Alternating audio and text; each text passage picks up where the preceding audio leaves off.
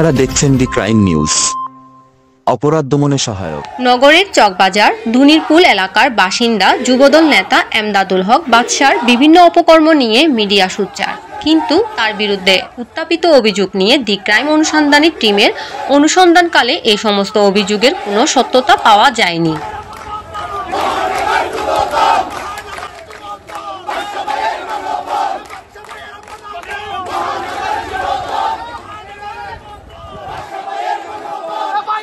এছাড়া বিএনপির স্থানীয় কমিটিতে সে যেন কোনো পদ পদবি না পায়, সেই জন্য এই কুচক্রী মহল তাদের এই হীন উদ্দেশ্য চরিতার্থ করার জন্য এই প্রচেষ্টা। সমাজকর্মী, সমাজসেবী হিসেবে চট্টগ্রামের সর্বমহলে যিনি পরিচিত, তিনি আর কেউ নন, তিনি এমদাদুল হক বাদশা। আমরা এখন কথা বলবো সমসাময়িক বিষয় নিয়ে, তার কাছে জানতে চাইব তাকে ঘিরে যে একটি কুচক্রী মহল বিভিন্ন ষড়যন্ত্রে লিপ্ত রয়েছে তার বিষয়ে আদ্যপান্ত জানার চেষ্টা করব এবং পাঠকদের কাছে জানানোর চেষ্টা করব যে তাকে নিয়ে বিভ্রান্তিকর যে মনোবাঞ্ছা কিংবা তাকে নিয়ে বিরূপ প্রতিক্রিয়া সৃষ্টি হচ্ছে তার উৎস খোঁজার চেষ্টা করব এবং আমরা দর্শকদের জানানোর চেষ্টা করব তিনি আসলে পাঠকেরা অন্য একটি প্রতিক্রিয়াশীল মহল যে বিষয়টি নিয়ে তার বিরুদ্ধে আচরণ বা বিরুদ্ধে কথা তোলার চেষ্টা করছে সেটি তার আদৌ সংশ্লিষ্টতা নেই, সেই বিষয়ে আমরা তার কাছে কিছু জানতে চাইব।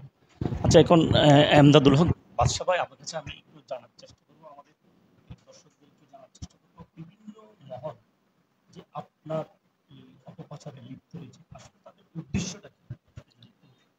আপনাকে ধন্যবাদ। আসলে এটি অত্যন্ত দুঃখজনক বিষয়।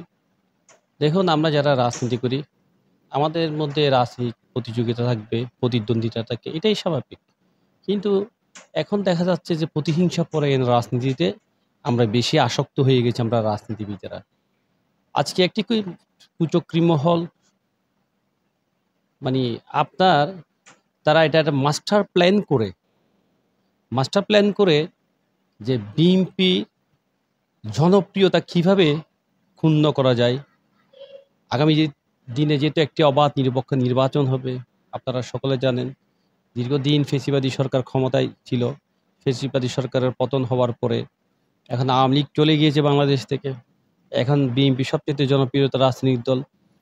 এখন বিএনপি তো একটি অবাধ নিরপেক্ষ নির্বাচন হলে বাংলাদেশ জাতীয়তাবাদী দল বিএনপি ক্ষমতায় আসবে, সেটি বাংলাদেশের জনগণ বিশ্বাস করেই বলেই আজকে বিএনপিকে সুনাম নষ্ট করার জন্য একটি কুচক্রী মহল মাস্টার প্ল্যান করে বিএনপি, আমি শুধু না, মানে বিএনপির নেতাকর্মী যারা রয়েছে, যারা যুব দল, ছাত্র দল রয়েছে, শ্রমিক দল রয়েছে, স্বেচ্ছাসেবক দল রয়েছে, বিএনপি রয়েছে, তাদের বিরুদ্ধে আজকে মিথ্যা প্রপাগান্ডা ছড়িয়ে তাদের বিরুদ্ধে আপনার অনলাইন মিডিয়া,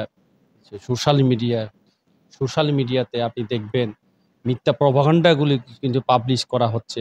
আজকে কেন জানি আজকে দুঃখের সাথে আপনাদের সামনে বলতে হচ্ছে যে সাংবাদিক ভাইরা হচ্ছে যে জাতির বিবেক। আজকে সাংবাদিক ভাইরা, কিছু সাংবাদিক অনলাইন পোর্টাল রয়েছেন, তারা তথ্যপত্র বিশ্লেষণ না করে মানে তাদের মন গড়া সংবাদ পরিবেশন করেন।